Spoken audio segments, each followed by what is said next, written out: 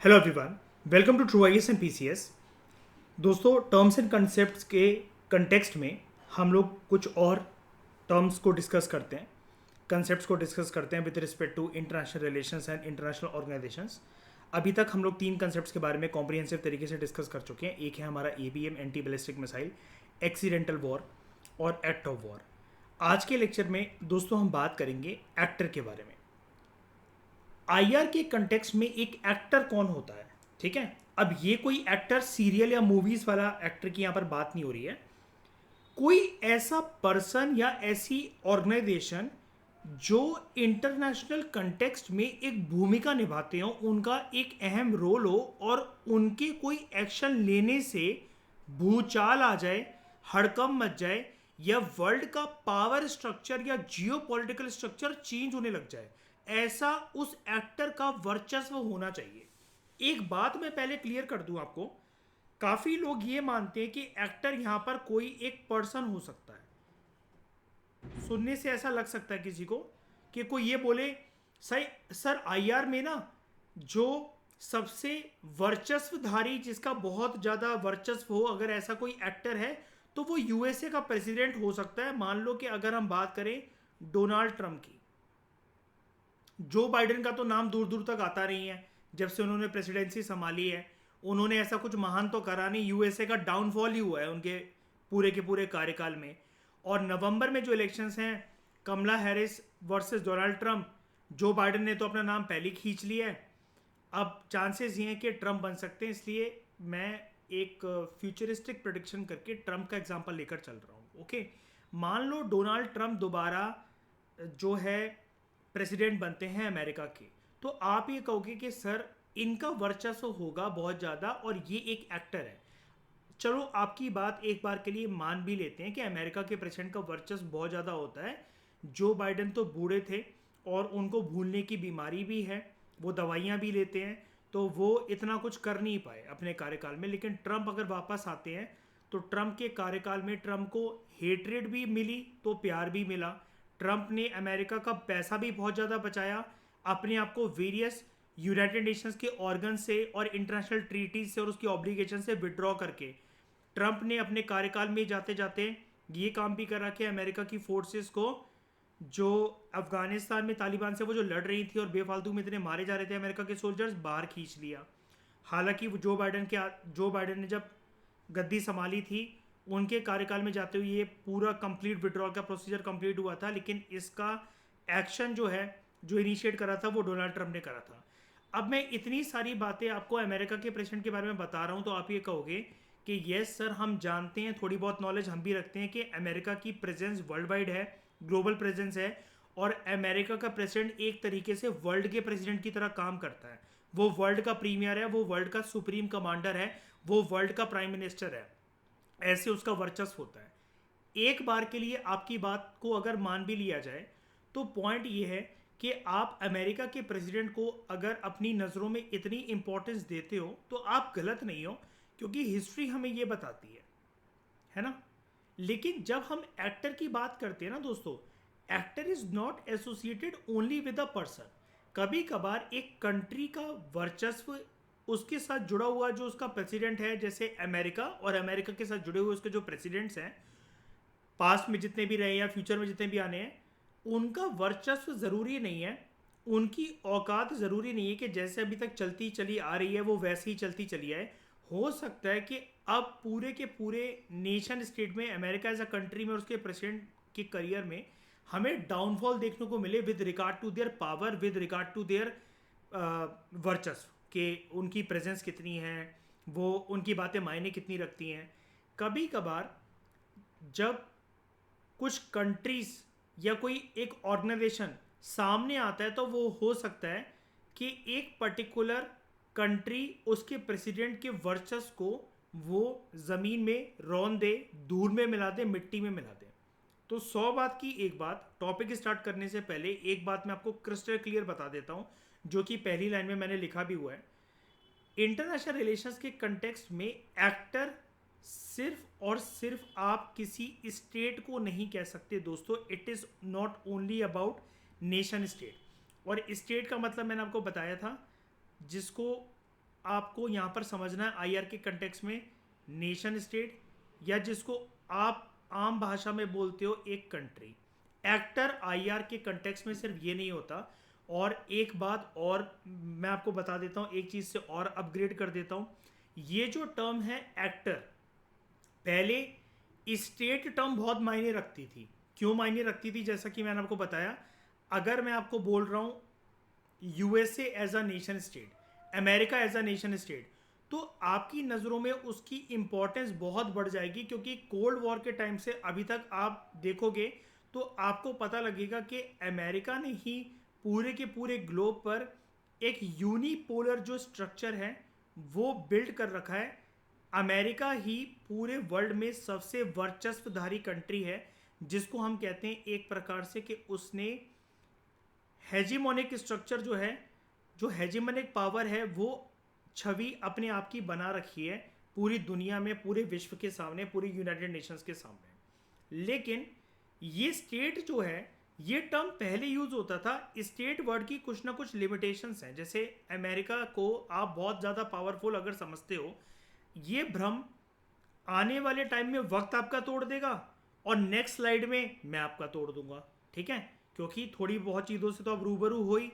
America को बहुत ज़्यादा तगड़े तरीके से चैलेंज करने के लिए दुनिया की कंट्रीज, और स्पेशली उसमें एक कंट्री इतनी तगड़ी तरीके से मुशक्कत कर रही है जो आप सोच भी नहीं सकते। वैसे तो आपको पता ही ये सारी हिंट्स, लेकिन मैं थोड़ी बहुत यहाँ पर आपको ना करंट अफेयर का एंगल देकर बिल्कुल कंटेम्प्रेरी टाइम से रूबरू करवा दूंगा। इसके बाद जो भी अपग्रेडेशन आएगी वो आपके लिए लेटेस्ट न्यूज़ होगी। इन 2 स्लाइड्स में मैं आपको हर एक चीज़ से रूबरू करवा दूंगा। लेकिन फिर भी दोस्तों मेरी आपसे ये रिक्वेस्ट रहेगी, मैं हर एक लेक्चर में ये वाली चीज़ आपसे बोल रहा हूँ, अगर आप ये टर्म्स जो हैं hegemonic power, unipolar structure, cold war, America का, मैं क्यों बोल रहा हूँ सिर्फ अमेरिका को ही इतना वर्चस्वधारी, ये सारी चीज़ें अगर आपको जाननी है, इसके लिए क्लास 12th की कंटेम्प्रेरी वर्ल्ड पॉलिटिक्स की आप मेरी एनसीईआरटी की प्लेलिस्ट को देखो, जो कि 12th क्लास की पॉलिटिकल साइंस है। वहाँ पर आपको इतनी डेप्थ नॉलेज मिलेगी कि ये सारे कंसेप्ट आपके लिए हलवा हो जाएंगे। ठीक है, अब देखो क्या है, एक्टर इसका मतलब नेशन स्टेट नहीं है। इतनी बात समझ में आ गई निर्वैर और ये ईशा? ठीक है, ये सिर्फ एक कंट्री के साथ एसोसिएटेड नहीं है, क्योंकि जैसा कि मैंने आपको बताया, कंट्री, नेशन स्टेट या स्टेट जिसको हम बोल रहे हैं, उसकी कुछ लिमिटेशन है। वहाँ पर सिर्फ हम एक कंट्री को कुछ ना कुछ मानकर चलते हैं, उसकी बातें करते हैं। लेकिन आपको मैं एक बात बताता हूँ, वर्ल्ड में सिर्फ एक कंट्री या उसको चैलेंज करने वाली दूसरी कंट्री हो, सिर्फ इसकी बात नहीं होती है। कभी कभार एक कंट्री के पूरे पावर को खा जाता है एक अलायंस सिस्टम, जिसके अंदर नंबर ऑफ कंट्रीज आती हैं। पूरे के पूरे कंट्री के पावर स्ट्रक्चर को खा जाता है दूसरी कंट्री के द्वारा बनाया गया एक इकोनॉमिक स्ट्रक्चर, जो कि इस कंट्री की, जो अभी तक अपने आपको हेजीमोनिक कंट्री बोल रही थी, इसके इकोनॉमिक पावर को, इसके इकोनॉमिक वर्चस्व को ये अलायंस ने जो एक इकोनॉमिक स्ट्रक्चर बिल्ड करा है, हो सकता है इसको खा जाए और इसकी पूरी हेजीमनी का जो डाउनफॉल है वो तगड़ी तरीके से उसकी शुरुआत हो जाए, या फिर वो कंट्री ना रहे उतनी पावरफुल। चलो, ये तो अभी कंटेम्प्रेरी बात हो गई, अभी ऐसा दुनिया में हुआ नहीं है। आज भी कोई आपसे पूछे वर्ल्ड का स्ट्रक्चर कैसा है, चीज़ें चल रही हैं अमेरिका की हेजीमनी को तोड़ने के लिए। इशारा तो आप समझ ही गए होंगे मैं कौन सी कंट्री की तरफ बोल रहा हूँ। मैं यहाँ पर बात कर रहा हूँ दोस्तों चाइना की। ठीक है, खैर वो बात हम करेंगे अभी आगे चलकर। लेकिन पास्ट में अगर मैं आपको बताऊँ, आप मुझे एक बात बताओ, विश्व युद्ध से पहले, जब पहला विश्व युद्ध और दूसरा विश्व युद्ध नहीं हुआ था, उससे पहले वर्ल्ड का लीडर कौन था? अमेरिका ने भी अपनी आज़ादी किससे प्राप्त करी है बताओ? ब्रिटेन से। और वो अपने नाम में अपने आप को एक हेजीमन की तरह दिखाने के लिए क्या अपना नाम बोलते थे वो लोग? We are Great Britain. लेकिन आप मुझे एक बात बताओ, आज के समय में, आज के जियोपॉलिटिकल स्ट्रक्चर को देखते हुए, ब्रिटेन एज अ एक्टर की कोई औकात है? नहीं ना। ब्रिटेन क्या अब अमेरिका या किसी भी कंट्री को चैलेंज कुछ कर सकता है? इंडिया को चैलेंज कर सकता है ब्रिटेन अलग अलग मामलों में? ब्रिटेन का अब वो वजूद भी नहीं रह गया है। जहां ब्रिटेन एक टाइम पे ग्रेट ब्रिटेन था, है ना। इतनी बुरी तरीके से निकाला गया था ये यूरोपियन यूनियन से अभी कुछ साल पहले, पता होगा आपको ये वाली बात, है ना। यूरोपियन यूनियन से निकाला गया था। दोस्तों, आप कमेंट बॉक्स में सर्च करके इंटरनेट से या कहीं से भी ये बताओ, ये आपका पहला होमवर्क है, वो इवेंट का नाम क्या था, उस घटना का नाम क्या था जिस घटना के तहत ग्रेट ब्रिटेन को European Union as a organisation से बाहर निकाला गया था और वो खुद भी फिर बाहर आ गया था। ठीक है, उस इवेंट का नाम बताना। ये PSIR ऑप्शनल के मेंस का क्वेश्चन था और बहुत सुर्खियों में था। ओके, ये आपका पहला होमवर्क है इस लेक्चर से। तो चलो, coming back to the topic, हम इतना तो समझ गए हैं कि एक्टर जो है वो स्टेट नहीं है। तो एक्टर क्या है? एक्टर दोस्तों कोई भी एक ऐसी एंटिटी हो सकती है जो कि एक आइडेंटिफिएबल रोल प्ले करे अपना इंटरनेशनल रिलेशंस में। आइडेंटिफिएबल रोल मतलब उसकी पहचान जो है वो एक अच्छी खासी होनी चाहिए और अच्छी खासी होनी चाहिए और पावर के टर्म्स में पूरे देश विदेश में उसकी एक छवि होनी चाहिए उस एंटिटी की। अब ऐसे एंटिटी के बारे में अगर हमें बात करनी है तो वो कोई भी हो सकता है। अब जरूरी नहीं है कि हम इंटरनेशनल रिलेशंस की बात कर रहे हैं तो यहां पर कंट्री को हमेशा मिसाइल तोपे लेकर, शिप्स लेकर, एयरप्लेन्स लेकर लड़ना ही है, किसी बैटलफील्ड में ही आना है। मैं यहां पर बैटलफील्ड और उसकी बात नहीं कर रहा हूं। यहां पर अगर हम किसी एक एक्टर को बोल रहे हैं कि उसका एक अच्छा खासा रोल है इंटरनेशनल रिलेशंस के कंटेक्स्ट में, तो दोस्तों हमें ये चीज समझनी पड़ेगी कि वो एक्टर जो हो सकता है हो सकता है कि वो सॉफ्ट पावर को प्रमोट कर रहा हो, उसको हार्ड पावर, इकोनॉमिक पावर से कुछ लेना देना ना हो। जैसे हम यहां पर फॉर एग्जांपल मान लेते हैं पोप को। आप जानते हो पोप कौन होते हैं? एक ही पर्सन को कहते हैं वैसे हम पोप। दुनिया में जो क्रिश्चियन कम्युनिटी है, उनकी क्रिश्चियन कम्युनिटी के पूरी दुनिया के जिसको वो अपना लीडर मानते हैं, अपना हेड मानते हैं, वो होता है पोप। जैसे मुसलमानों में एक चीज चलती थी ना, टर्की में उनका सबसे बड़ा हेड कौन था? खलीफा। तो उसके बेसिस पर मॉडर्न इंडियन हिस्ट्री में आप कौन सा इवेंट पढ़ते हो? गांधी जी ने जब नॉन कॉपरेशन मूवमेंट को मिक्स करा दिया था, कौन सी मूवमेंट के साथ? हिंदुस्तान के मुसलमान चिढ़ गए थे ना कि खलीफा को, जो खलीफा की पोस्ट को अबॉलिश कर दिया है ब्रिटेन ने, है ना। तो कौन सी मूवमेंट लॉन्च हुई थी? मुसलमानों ने, अली ब्रदर्स ने कौन सी मूवमेंट लॉन्च करी थी? खिलाफत मूवमेंट। ठीक है। तो जैसे मुसलमान कम्युनिटी के हेड माने जाते थे खलीफा, वैसी क्रिश्चियन कम्युनिटी के पूरी दुनिया में हेड माने जाते हैं पोप। दोस्तों, आपका दूसरा होमवर्क ये है, आपको ये बताना है कि करंट टाइम में जो पोप हैं वो, उनका नाम क्या है और वो कहां पर बैठते हैं। पोप हमेशा, जब भी आप वर्ड बोलते हो ना पोप, पोप हमेशा एक ही जगह पर बैठते हैं, एक ही कंट्री में। आपको बताना है कौन सी कंट्री का वो कौन सा चर्च है जहां पर ये प्लेस ऑक्यूपाई करते हैं और प्रेजेंट पोप का नाम क्या है और ये कौन से नंबर के पोप हैं। जब से मानव इतिहास शुरू हुआ है कितने पोप बनाए गए हैं, इनका नंबर क्या है? क्या ये 50th हैं, 70th हैं, 200th हैं, 300th हैं? ये आपको नंबर बताना है, ये आपका होमवर्क है। दूसरा, आप एंटिटी को ये भी कह सकते हो ब्रिटिश पेट्रोलियम। ब्रिटिश पेट्रोलियम दोस्तों कोई, मतलब आप इसको ऐसा मत समझना कि ये कोई एक कंट्री है, क्या है, या फिर ब्रिटेन का कोई एक ऑर्गेनाइजेशन है।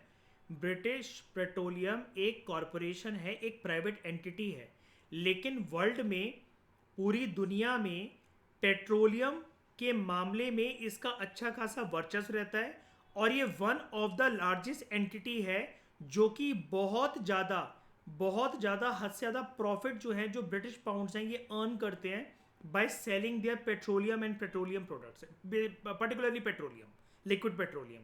इनका वर्चस्व बहुत ज़्यादा है।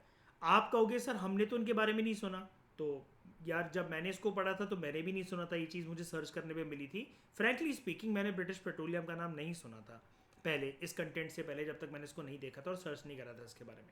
लेकिन बाद में मुझे पता लगा ये एक प्राइवेट कॉर्पोरेशन है। हो सकता है हिडन एंटिटी हो, इसको मीडिया और इधर उधर आना इतना पसंद ना हो, या फिर इसकी सीक्रेट डीलिंग्स चलती हो, जो भी हैं, मतलब मीडिया में इसकी फ्लैशलाइट इतनी ज़्यादा ना हो। लेकिन ये वन ऑफ द वर्ल्ड की लार्जेस्ट प्रॉफिट मेकिंग कंपनी है पेट्रोलियम के मामले में, पेट्रोलियम को सेल करने के मामले में। और वर्ल्ड में जितना पेट्रोलियम का सप्लाई रहता है उसमें इसका बहुत बड़ा हाथ है, बहुत बड़ा हाथ है। ठीक है। उसके बाद ये भी एक्टर है एक, है ना, इतनी बड़ी अगर एंटिटी है तो ये भी एक एक्टर है। फिर यूनाइटेड नेशंस के सेक्रेटरी जनरल। यूएन में कितने सेक्रेटरी जनरल होते हैं दोस्तों? एक होते हैं, ठीक है। आपका तीसरा होमवर्क ये आपको ये बताना है कि यूएन के सेक्रेटरी जनरल का जो टेन्योर होता है, जो टर्म होता है, वो कितने साल का होता है, और प्रेजेंट यूएन के जो सेक्रेटरी जनरल हैं उनका नाम क्या है, ठीक है, उनका नाम क्या है, और वो कौन सी कंट्री से बिलोंग करते हैं। ये आपका तीसरा होमवर्क है आज की क्लास का, ठीक है। यहाँ पर मैंने मोदी जी के साथ उनकी फोटो लगाई है, नाम, इनकी कंट्री और इनका टेन्योर आपको बताना है। आईएमएफ भी एक ऑर्गेनाइजेशन है, वो भी एक एक्टर की तरह सर्व करता है, इंटरनेशनल मॉनेटरी फंड, ठीक है। और आईएमएफ का वर्चस्व तो आप जानते ही हो। अब इसको एक बार के लिए ज़रा इसको प्रूव करते हैं कि सर आप ये नाम बताए जा रहे हो, आप कह रहे हो कि ये आइडेंटिफिएबल रोल प्ले करते हैं, ये वर्ल्ड के अंदर बड़े सारे स्ट्रक्चर को चेंज कर सकते हैं, ऐसे कैसे इनकी इतनी दम हो सकती है। आईएमएफ को मान लेते हैं, आप आईएमएफ के बारे में तो चलो जानते ही हो बहुत कुछ, मैं आपको रिकॉल करवा देता हूँ। दोस्तों याद करो, भारत में जब फाइनेंशियल क्राइसिस आया था 1990 के अंदर, और 1991 के अंदर जब इंडिया को लोन दिया गया था, कितने बिलियन डॉलर का? 7 बिलियन डॉलर का, याद है? आईएमएफ और वर्ल्ड बैंक ने दिया था। लेकिन क्या सिर्फ वो लोन था? लोन के साथ शर्त नहीं रखी गई थी क्या इंडिया अपने इकोनॉमिक स्ट्रक्चर को चेंज करेगा? भारत वरना क्या अपनी इकोनॉमी के दरवाजे खोलता क्या? बताओ, नहीं ना। भारत की सरकार कभी प्राइवेट एंटिटीज को आगे आने देती क्या? उससे पहले ऐसा हो रहा था क्या प्राइवेट सेक्टर को पुश करा जा रहा हो? नहीं ना। इनकी शर्त के अनुसार जो 7 बिलियन डॉलर का लोन का जो हमें लालच था, ताकि हम अपने देश में फाइनेंशियल इमरजेंसी लगने से अपने देश को बचा सकें, इसी वजह से तो इंडिया को शर्तें माननी पड़ी थी आईएमएफ और वर्ल्ड बैंक की। कौन सी 3 शर्तें थी वो? Liberalisation, privatisation and globalisation, LPG reforms, उसी वजह से आए थे। तो अब मुझे एक बात बताओ, आज भी हमारा स्ट्रक्चर कैसा है? क्या हम एक क्लोज डोर इकोनॉमी है या फिर ओपन डोर इकोनॉमी है? बताओ। एक ओपन डोर इकोनॉमी है। ओपन डोर इकोनॉमी बनाने के लिए हमें मजबूर किसने करा? आईएमएफ और वर्ल्ड बैंक नहीं ना। तो क्या ये हमारे देश के साथ खेल नहीं गए क्या? हमें कठपुतली बनाकर नचाया ना इन्होंने। बताओ। अब आईएमएफ क्या एक नेशन स्टेट है, कोई कंट्री है? नहीं ना। ये क्या हुआ आईआर के कंटेक्स्ट में? एक्टर। बात समझ में आ रही है? अब क्लियर हो गया एक्टर क्या होता है, उसका रोल क्या होता है, और कभी कभार उसका कितना वर्चस्व हो सकता है एक कंट्री से भी ज्यादा। क्लियर है? और कोई भी ऐसी वो कंट्री हो सकती है, बोट्सवाना, ठीक है। बोट्सवाना एक कंट्री है। आपको ये बताना है ये कौन से कॉन्टिनेंट की कंट्री है और उस कॉन्टिनेंट में कहां पर लोकेटेड होती है, ठीक है, और इस कंट्री का कैपिटल क्या है। छोटा सा होमवर्क है आपके लिए, ठीक है, किसी न किसी एग्जाम में आपके काम आ जाएगा। होमवर्क करते रहा करो, इससे आपका दिमाग एक्टिवेटेड रहेगा। और क्या पता आपने कोई होमवर्क करा हो, कभी कमेंट लिखा हो और वो पेपर में घुमा फिरा के क्वेश्चन आ जाए, या फिर उससे रिलेटेड क्वेश्चन आ जाए, तो आपको याद आ जाएगा, नहीं यार मैंने लिखा था इसके बारे में, कुछ काम करा था, कुछ सर्च करा था, और पूरे का पूरा आपको स्टोरी जो है वो एक तरीके से फ्लैशबैक की तरह याद आ जाए, ठीक है। तो बोट्सवाना की ट्राइब की मैंने यहाँ पर फोटो डाल रखी है। आपको बताना है कि कौन से कॉन्टिनेंट में एक कंट्री है और इसकी कैपिटल क्या है। तो अब आप समझ गए होंगे कि एक्टर जो है वो कौन होता है इंटरनेशनल रिलेशन के कंटेक्स्ट में। ये जो टर्म है it is use more commonly now. अब ये टर्म एक्टर ज़्यादा यूज़ होती है as compare to the word state, क्योंकि स्टेट वर्ड की लिमिटेशंस होती हैं, जैसे कि मैंने आपको बताया। अब आईएमएफ और वर्ल्ड बैंक एक तरीके से ऐसा बोला जाता है कि वो भी अमेरिका के इशारों पर नाचते हैं, लेकिन हम तो फिर भी 1991 के एलपीजी रिफॉर्म्स के लिए आईएमएफ और वर्ल्ड बैंक को ही कहेंगे कि उन्होंने हमारे ऊपर प्रेशर बनाया था। 7 बिलियन डॉलर का लोन अगर हमें नहीं मिलता, हमारे देश में आर्टिकल 360 के तहत फाइनेंशियल इमरजेंसी लग सकती थी, जो कि बहुत खतरनाक होती है। उससे बचने के लिए कहते हैं ना, मुसीबत के टाइम पर गधे को भी बाप बनाना पड़ता है, वो हालत थी हमारे देश की इस टाइम पर। ओके, यहाँ तक निर्वैर ईशा कोई डाउट है तो पूछ लो, वरना मैं आगे बढ़ता हूँ। नहीं, वो तो एक एग्जांपल दिया मैंने कंट्री का, कि कभी कभार किसी रीजन के अंदर एक कंट्री जो है वो एक स्पेसिफिक रोल प्ले कर सकती है। हो सकता है इसके पास रिसोर्सेज हो, कॉफ़ी की प्रोडक्शन यहाँ पर बहुत अच्छी होती हो, या फिर ब्लैक गोल्ड बहुत ज़्यादा मिलता हो, और बाकी सारी कंट्रीज इससे दोस्ती करना चाहती हो कि भाई रिसोर्सेज बहुत ज़्यादा है इस कंट्री के पास लेकिन टेक्नोलॉजी नहीं है, तो चलो हम टेक्नोलॉजी लेकर जाएंगे, रिसोर्स निकाल कर आएंगे, प्रॉफिट 10% उनको देंगे और 90% प्रॉफिट से अपने आप को मालामाल बनाएंगे। चाइना यही तो कर रहा है अफ्रीकन कंट्रीज़ में जा जाकर, बताओ, लैटिन अमेरिकन कंट्रीज़ में जा जाकर कर रहा है कि नहीं कर रहा है। बाकी कंट्रीज़ के पास टेक्नोलॉजी नहीं है, चाइना के पास टेक्नोलॉजी है। चाइना क्या कहता है, बंदे हमारे, सामान हमारा, खुदाई तुम्हारे देश में होगी जिसको तुम कर नहीं पाओगे आने वाले 100 साल तक, प्रॉफिट हम दोनों का। इससे क्या कर रहा है चाइना, अपनी जेबें भर रहा है। वो रिसोर्सेज किसके, चाइना के हैं क्या, चाइना की ज़मीन के साथ जुड़े हुए हैं, बिल्कुल नहीं। लेकिन फिर भी टेक्नोलॉजी रेंट कर रहा है चाइना, रेंट पे दे रहा है। क्लियर हो गया निर्वैर, सिर्फ एक एग्जांपल के लिए लिखा हुआ है, मतलब मैंने, ठीक है, तभी तो मैंने एक्सेप्टर डाला हुआ आगे। ऐसे बहुत सारे एक्टर्स हो सकते हैं। इंडिया भी अभी एक एक्टर है, अभी बताता हूँ कैसे। तो ये जो टर्म है एक्टर, इसका जो यूज़ है, इसके अंदर 360 डिग्री पर्सपेक्टिव से, होलिस्टिक पर्सपेक्टिव से वो सारे एलिमेंट्स आ जाते हैं जो कि प्रेजेंट टाइम में एक अच्छा खासा जो है वो रोल प्ले करते हैं। जैसे बड़ी सारी पर्सनैलिटीज़, चाइना के जो प्रीमियर है, ठीक है, चाइना के जो प्रीमियर हैं मिस्टर शी,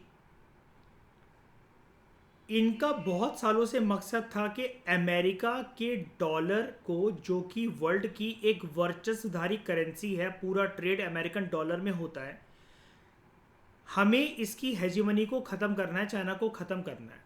चाइना ने कोविड से पहले 2019 में यूएसए के साथ चलाए थे ट्रेड वॉर्स, जहाँ पर चाइना ने लीड ले ली अमेरिका से कि वो ग्लोबल सप्लायर बन गया बड़े सारे गुड्स का, कमोडिटीज़ का, टेंजिबल एंड इंटेंजिबल आइटम्स का।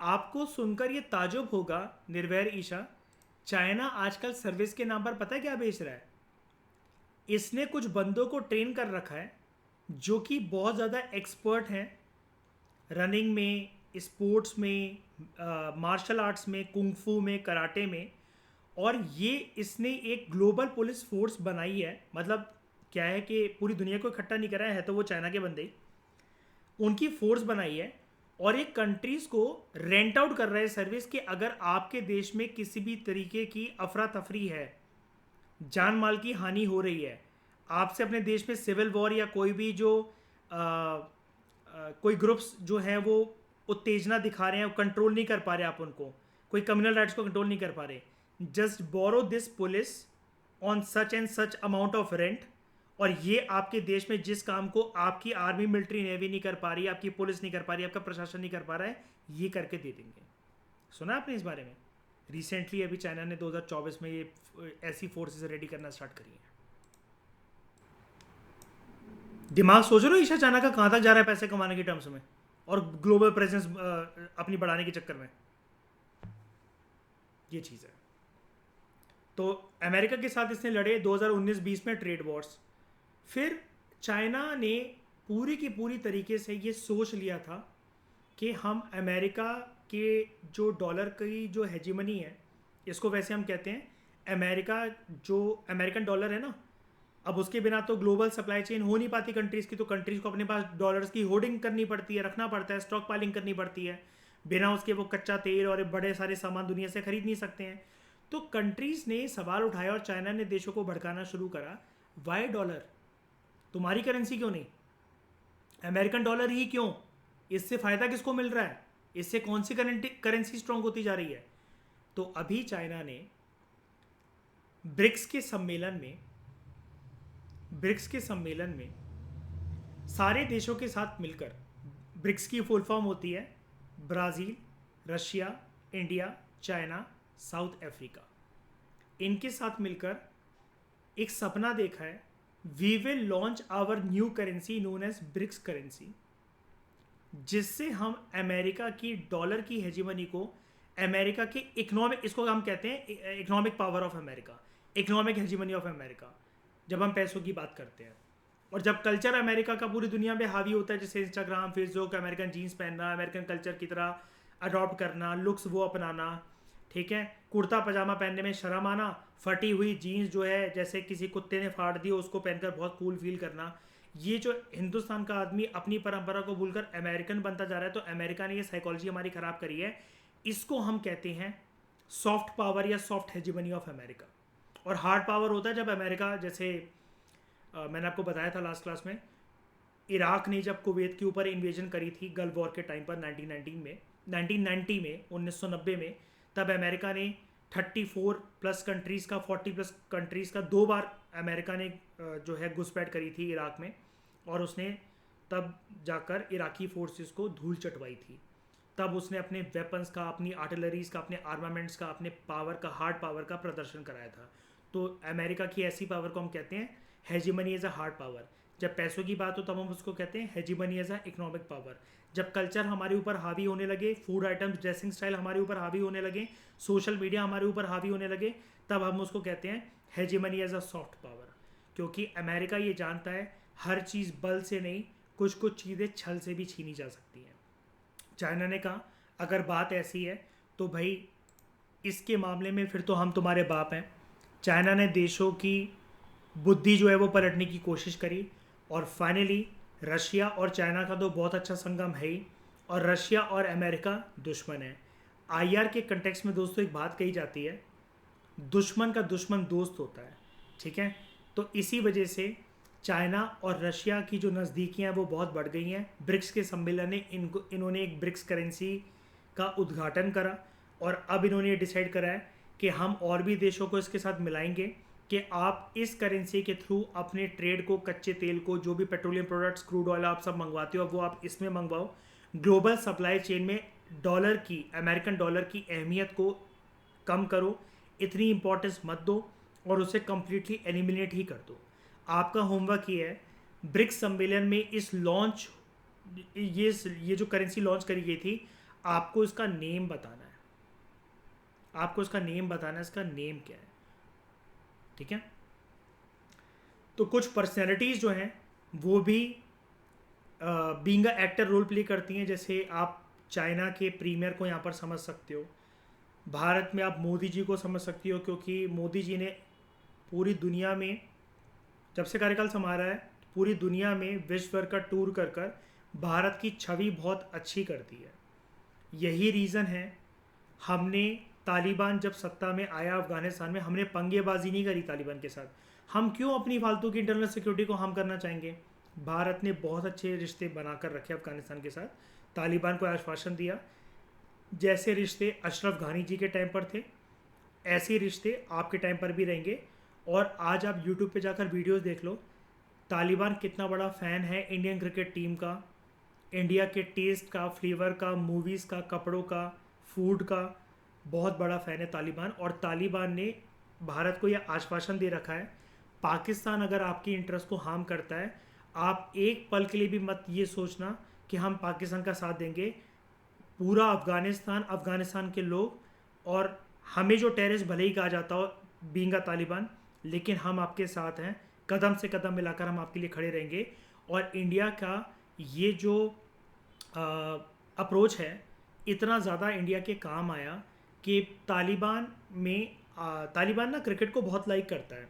तो अफ़गानिस्तान की जो क्रिकेट टीम चल रही थी अशरफ घानी के टाइम पर, तालिबान ने उसको बंद नहीं करा, बैन नहीं करा, और उस क्रिकेट टीम को ट्रेनिंग पता है कौन देता है? भारत देता है।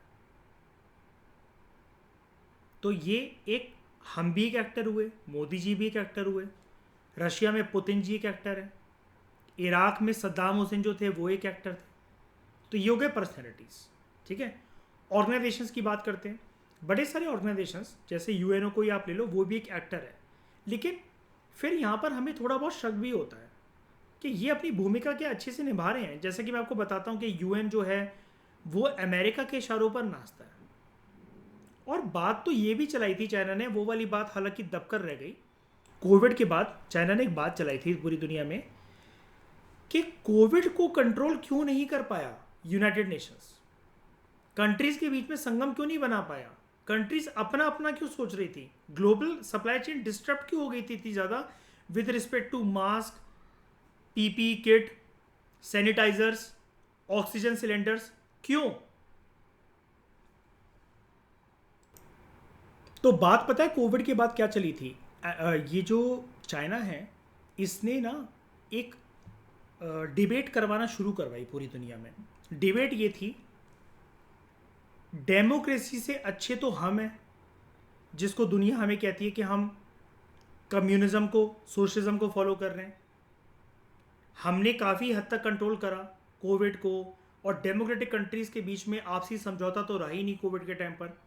यूएन का स्ट्रक्चर ख़त्म करना चाहिए, क्योंकि अमेरिका जो है वहाँ पर वर्चस्वधारी बनकर बैठा हुआ है। यूएन का एक ऑल्टरनेटिव स्ट्रक्चर हमें निकालना चाहिए।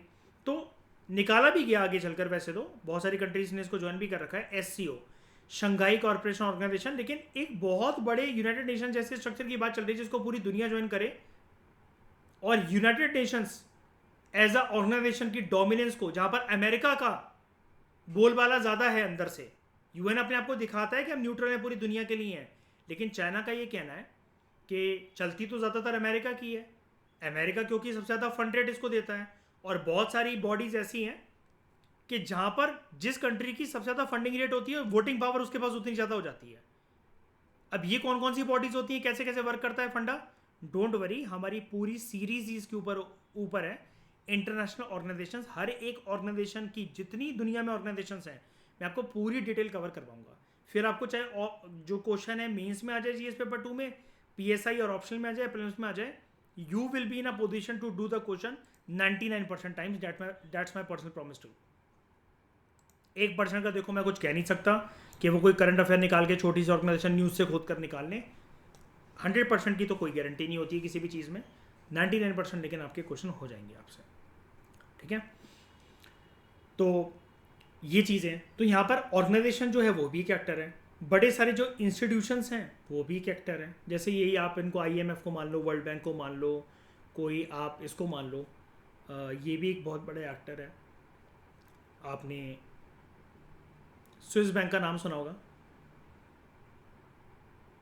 है ना। बहुत सारे लोग अपनी जमा पूंजी, या कहते हैं बहुत सारे लोग जो हैं भारत से भी अपना काला धन जो है वहाँ पर यहाँ पर जमा करवाते हैं, ठीक है। तो ये सारे एक्टर हैं। अब कुछ पॉलिटिकल थिंकर्स के अकॉर्डिंग, कुछ एक्सपर्ट्स के अकॉर्डिंग, एक्टर जो वर्ड है ना, उसके अंदर कोई एक इंस्टीट्यूशन, एक पर्सनैलिटी या एक इंस्टीट्यूशन नहीं आता है। आज का ग्लोबल जियोपॉलिटिकल स्ट्रक्चर दोस्तों कुछ इस प्रकार से है कि आप एक्टर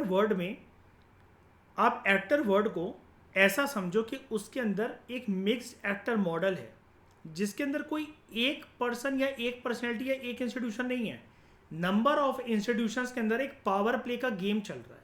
जैसा कि मैंने आपको बताया, समझने की कोशिश करने की तिगड़म, अमेरिका एक हेजीमनी है। अमेरिका दुनिया में अभी करेंटली एक यूनिपोलर स्ट्रक्चर का पार्ट है,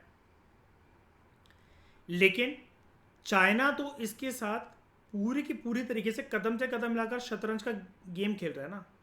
अगर इस शतरंज के गेम में अमेरिका अगर राजा है तो चाइना रानी से कम नहीं है, बिल्कुल उसके साथ कदम से कदम मिलाकर उसको चैलेंज करने को तैयार है।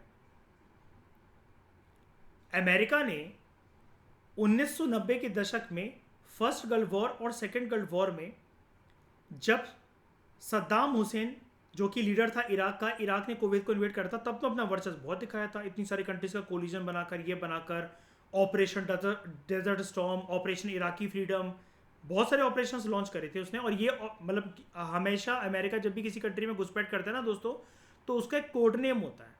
और ये जो मैं ऑपरेशन आपसे बोल रहा हूँ ना, Operation Desert Storm, Operation Iraqi Freedom, ये सारी डिटेल्स आपको again contemporary world politics cold war वाली जो 12th क्लास की एनसीईआरटी की जो बुक है, उसकी प्लेलिस्ट है, उसमें आपको मिल जाएगी। मैंने डिटेल में कवर करवा रखा है, हर एक कंसेप्ट के ऊपर मैंने 1.5-2 घंटे बात कर रखी है, ठीक है। वहाँ से आप उस नॉलेज को गेन कर सकते हो। खैर, coming back to the topic, तो जो इराक है, जब इसने कुवैत को इन्वेड करा तब तो आपने इसको धूल चटवा दी, और इराक में सद्दाम हुसैन के देश में सद्दाम हुसैन के सुप्रीम कोर्ट ने तो उसको फांसी भी दे दी थी। और 3 लॉयर्स जो सद्दाम हुसैन को डिफेंड कर रहे थे, उनको सड़कों पे गोली मार दी गई थी, और ऐसा बोला जाता है इसमें अमेरिका का हाथ था। तब तो आप बहुत उछल रहे थे, आपका जो वर्चस्व था वो तो आसमान की ऊंचाइयों को छू रहा था। ये हम अमेरिका से कह रहे हैं, लेकिन अब आप रोक कर दिखाओ ना इस चीज़ को। चाइना जो इकोनॉमिक डोमेन में आपसे आगे निकलने की कोशिश कर रहा है, ब्रिक्स की कंट्रीज ने मिलकर अपनी करेंसी लॉन्च कर ली, अब रोक कर दिखाओ इस चीज़ को। अब कंबाइंड अगर आप एक हेजीमोनिक कंट्री हो, तो कंबाइंड रशिया और चाइना से लड़कर दिखा दो, अब डॉलर को बर्बाद होने से रोककर दिखा दो।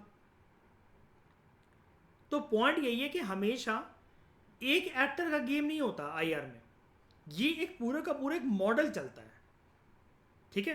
क्योंकि क्यों होता है ऐसा, राइटर हमें क्रिस्टल क्लियर से बता रहे हैं यहाँ पर, क्योंकि जो रिलेटिव सिग्निफिकेंस है ना जितनी पहले थी स्टेट एज अ टर्म की, nation state as a concept की, कंट्री एज अ कंसेप्ट की, वो अब रिड्यूस हो चुकी है। अब अमेरिका यहां पर अकेला कुछ नहीं कर सकता यहां पर, क्योंकि मिक्स एक्टर जैसे हैं।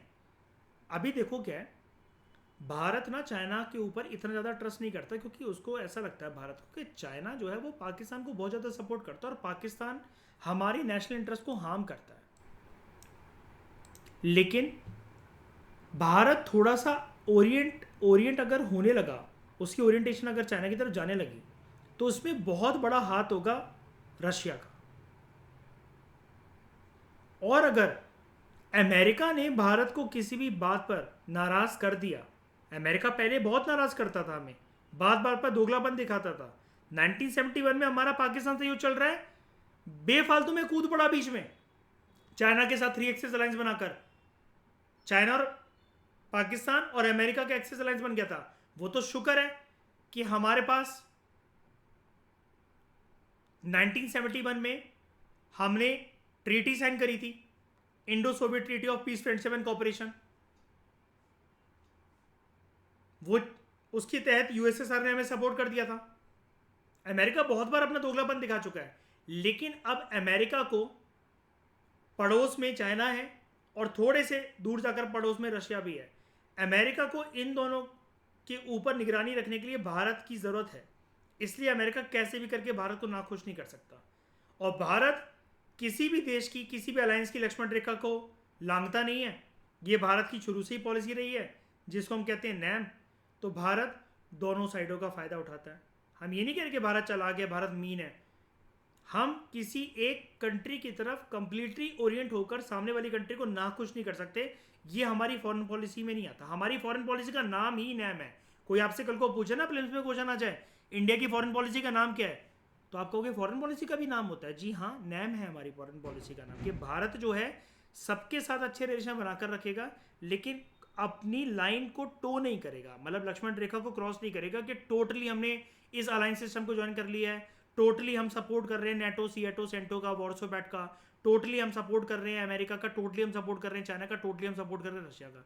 नहीं, कोई भी विदेश मंत्री, कोई भी ब्यूरोक्रेट, कोई भी आईएफएस ऑफिसर, कोई भी प्रधानमंत्री, राष्ट्रपति, उपराष्ट्रपति ऐसी स्टेटमेंट कभी देते हुए आज़ादी के बाद से लेकर आज तक नहीं देखेंगे, क्योंकि हमारी फॉरेन पॉलिसी ही नहीं है वो। हम सबके साथ अच्छे रिश्ते बनाकर रखना चाहते हैं। हम तराजू को बैलेंस करना बहुत अच्छी तरीके से जानते हैं। तराजू के एक तरफ अगर रशिया है, तराजू की दूसरी तरफ हमारे लिए चाइना, हमारे लिए अमेरिका भी है, ठीक है। लेकिन जो रशिया है, इसके साथ शुरू से रिलेशन हमारे साथ अच्छे रहे हैं। रशिया ने कभी दोगलापन नहीं दिखाया।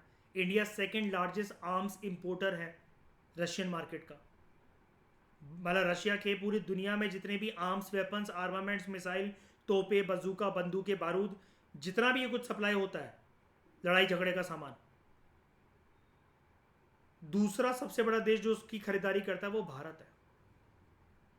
अब लड़ाई झगड़ा में ऐसे ही मजाक के लिए बोल रहा हूँ, ऐसा मत समझना भारत की कुछ गलत इंटेंशन है। हमारी यही रहती है नो फर्स्ट यूज पॉलिसी। हम कभी भी पहली बार आक्रमण नहीं करेंगे किसी के ऊपर। और अगर एक्टर को, अगर आपको और प्रिसाइजली इसके बीच में डिस्टिंक्शन जानना है अलग अलग एक्टर्स के बीच में, तो एडिशनल क्राइटेरिया भी यूज़ कर सकते हैं हम लोग। जैसे कौन कौन से एक्टर ने आज तक क्या टास्क परफॉर्म करा। जैसे अभी हम ब्लेम लगा रहे थे यूएन के ऊपर, कि यूएन को बनाया गया था वर्ल्ड में पीस के लिए। तुम्हारा लोगो जो ऑलिव, ये जो लोगो है, मैंने लास्ट क्लास में आपको बताया था कि ऑलिव जो लोगो है पीस को दर्शाता है, ऑलिव की ब्रांचेस जो, और इसने पूरी दुनिया को घेर रखा है, यानी कि पूरी दुनिया में शांति व्यवस्था रहनी चाहिए। तो भाई इसराइल पैलेस्टीन के युद्ध को, ईरान इसराइल के वॉर को, इतनी सारी जो हैपनिंग्स हो जाती हैं, क्यों नहीं रोक पा रहे हो। न्यूक्लियर वेपन तो चलो वो तो बहुत विनाशकारी होते हैं, लेकिन जो केमिकल वेपन और बायोलॉजिकल वेपन्स का देश जो यूज़ कर रहे हैं, बेचारे कितने सारे बच्चे अनाथ हो जा रहे हैं। उनके शरीर पर जब कोई केमिकल ऐसा पड़ता है किसी बॉम्ब की वजह से, पूरी खाल उधड़ी हुई चली जाती है। ये यूएन को नहीं दिख रहा कि इसकी वजह से कंट्रीज में हड़कंप कितना मच रहा है। यूएन को ये नहीं दिख रहा कि वर्ल्ड में इतने सारे टेररिस्ट ऑर्गेनाइजेशंस हैं, बोको हरम, ISIS, Islamic state of Iraq and Syria, Hizbul Mujahideen, बहुत सारी कंट्रीज जो टेररिज्म को सपोर्ट करती हैं। नॉर्थ कोरिया का लीडर जो है किम जोंग उन अपनी जनता को इतना सता रहा है, ह्यूमन राइट्स वायलेशन कर रहा है। तो यूएन क्या बैठ के तमाशा क्या देख रहा है? चूड़ियां पहन रखी हैं क्या यूएन ने? तो ये एक बहुत बड़ा ब्लेम है यूएन के ऊपर। और कॉन्स्टिट्यूएंसी कौन कौन सी इफेक्ट होती है इस परफॉर्मेंस से? कॉन्स्टिट्यूएंसी मतलब डिफाइंड एरिया। ये पॉलिटिकल, ये जैसे हम पॉलिटिक्स में लक्ष्मीकांत में बोलते हैं ना कॉन्स्टिट्यूएंसी, वो कॉन्स्टिट्यूएंसी नहीं है इलेक्शन वाली, इसको हम बोलते हैं डिफाइंड एरिया।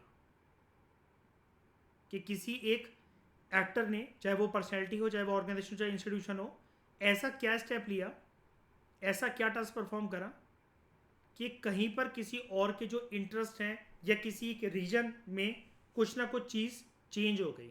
जैसे इराक ने कुवैत को इन्वेड करा तो कुवैत में हड़कंप मच गया। ठीक है, चाइना जो है वो यूएसए की डोमिनेंस को कम करना चाहता है, तो इतने हज़ारों किलोमीटर दूर जो यूएसए बैठा है वो चाइना से चिंतित है। अमेरिका को डर ये लगता है कि पुतिन भाई साहब कैसे भी करके मोदी जी को, यानी कि रशिया इंडिया को कैसे भी करके कन्विंस ना कर दे कि चाइना के थोड़ा सा क्लोज आ जाओ, और ये जो silk and belt road initiative है चाइना का, इसको भारत ज्वाइन ना कर ले। इंडिया कल को अपना नरम अंदाज ना दिखाने लगे सी पैक पे। अभी इंडिया चाइना के इसलिए करीब नहीं है क्योंकि इंडिया को सबसे बड़ा जो मसला है वो सी पैक से है, and CPEC is China Pakistan economic corridor. Bharat को ऐसा लगता है silk and belt road initiative के तहत जो उसका सब प्रोजेक्ट है सी पैक, चाइना और पाकिस्तान मिलकर भारत और इंडियन सब कॉन्टिनेंट में घेराबंदी करने की कोशिश कर रहे हैं, हर जगह से भारत को घेरने की कोशिश कर रहे हैं। कल को चाइना अगर टर्म्स एंड कंडीशंस पर हल्का पड़ जाता है रशिया के कहने पर, और रशिया मीडिएटर बनकर दोनों के बीच में दोस्ती करवा देता है, अमेरिका के इंटरेस्ट से बहुत प्रभावित होंगे। तो दुनिया के किसी एक कोने में क्या टास्क परफॉर्म करा जाता है, ए रीजन में क्या टास्क परफॉर्म करा जा रहा है, और बी रीजन के इंटरेस्ट कैसे प्रभावित हो रहे हैं, ये एक एक्टर की पहचान होती है आईआर के कंटेक्स्ट में, इंटरनेशनल रिलेशंस के कंटेक्स्ट में। आई होप आपको ये पावर डायनेमिक्स समझ में आए होंगे। ईशा, निर्भैर, अच्छा लगा, समझ में आया? तो दोस्तों अगर आप हमारे यूपीएससी के फाउंडेशन कोर्स को ज्वाइन करना चाहते हैं, आप ऐसे लाइव क्लासेस का पार्ट बनना चाहते हैं, आपको कंप्लीट मटेरियल कवरेज चाहिए, क्लासेस चाहिए, प्रॉपर एक शेड्यूल चाहिए, and if your target is 2025 2026 या कभी भी आप एग्ज़ाम का फ्यूचर ईयर्स में सोचने देने का, तो आप हमारे कॉम्प्रिहेंसिव फाउंडेशन कोर्स को ज्वाइन कर सकते हैं। अभी करेंटली दोस्तों हमारा दिवाली ऑफर भी चल रहा है, जिसमें जो रेगुलर कोर्स है उसका प्राइस रहता है 19,999। अभी ये कोर्स आपको 9,999 में मिल जाएगा। ठीक है, और इन चैप्टर्स की अगर आप पीडीएफ को अवेल करना चाहते हैं तो आप ये क्यूआर कोड स्कैन कीजिए, यू नीड टू पे 21 rupees for one particular chapter, और उसके बाद आप पेमेंट का स्क्रीनशॉट इस नंबर पे भेज सकते हैं, या तो टेलीग्राम के थ्रू या व्हाट्सएप के थ्रू। हमारी टीम डायरेक्टली आपको पीपीटीज जो हैं वो फॉरवर्ड कर देगी। इस डिस्कशन में दोस्तों फिलहाल इतना ही, और भी मज़ेदार कंसेप्ट हम डिस्कस करेंगे फर्दर लेक्चर्स में। Thank you very much for discussion.